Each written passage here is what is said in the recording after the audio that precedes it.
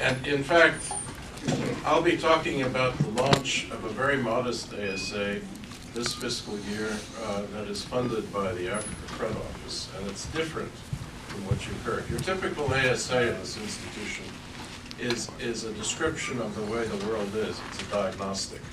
It's explaining how things work. This is what you're going to hear is a different kind of ASA, and it tries to fill a different kind of gap. It just started.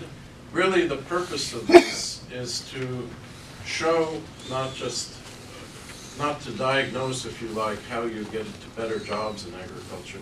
It's to look at some case studies of success to show that it can actually be done, that you can actually go from not too much to running quite an important enterprise, to making a difference in the world. And that's the thing that motivates most of us. It's probably the reason why people leave the AgGP and the World Bank or come to the AgGP, depending on their view if they can really make a difference. And the same thing is true in rural areas of Africa. This is about Africa. Really, the problem is that the realities of the labor market and the enthusiasm for jobs related to agriculture just don't mesh. And you know, Parmesh and others have given you the figures that, you know, any policymaker looking at these figures should immediately change what they're doing, but they don't.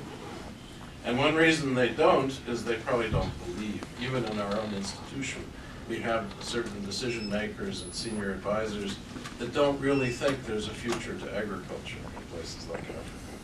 So really the attempt of this ASA is a very modest effort, and we need your help to really show that things are changing. There are people in ag value chains that are making quite a good life for themselves at different levels, depending on education, depending on access to capital, and sheer opportunity in individuals. But that you can make quite a good career by being an ag entrepreneur. There are context factors, and I don't want to use my time on this, but Parmesh has put some of the figures up, others have put the figures up. You know, in a country like Tanzania, it was amazing, and during the SCD discussions, it was a discovery for many that more than half of manufacturing value added comes from agricultural processing, specifically horticulture. Now, these firms and the employment they bring are largely concentrated in the capital city, and that's an infrastructure and energy issue. But the potential is there. There are large, all kinds of potentials, particularly in the higher value end, or in supplying improved seeds or fertilizers to the cereals, elsewhere in the value chain. And we have examples of this that are coming to light.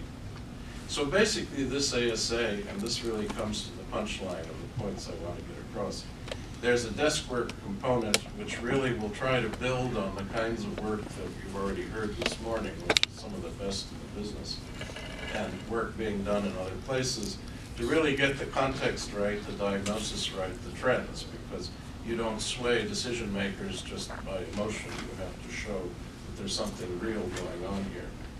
But to go beyond that, and of course a certain diagnostic effort to look at the diagnosis of success factors, constraints, policy issues.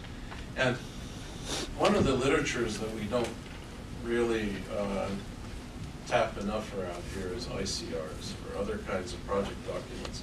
And I urge you, if you have cases, if you know of cases, project documents that really document success stories of young people somewhere in the ag supply chain. If you don't mind, my email is on the front of this presentation that you'll have available. Please bring my attention to it. We would really like to draw on project experience.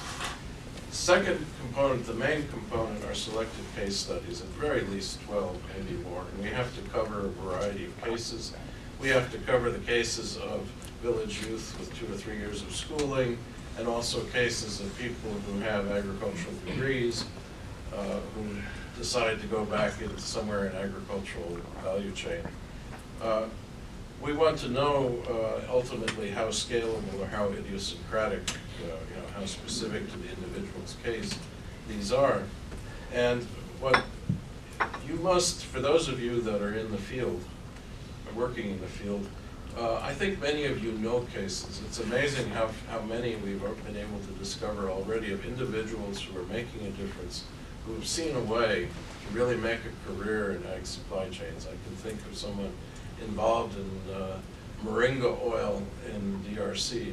I can think of a guy I visited recently making, Pedro knows, doing a chicken incubator in southern Mozambique.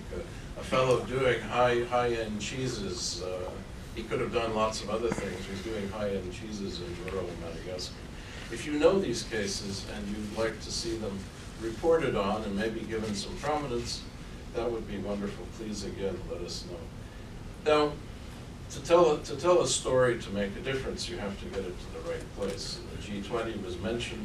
G20 is actually, the German Secretariat's aware of this study. They're quite interested. And the African Union has a youth program. We're working closely with FAO on this also. FAO has its own interests here.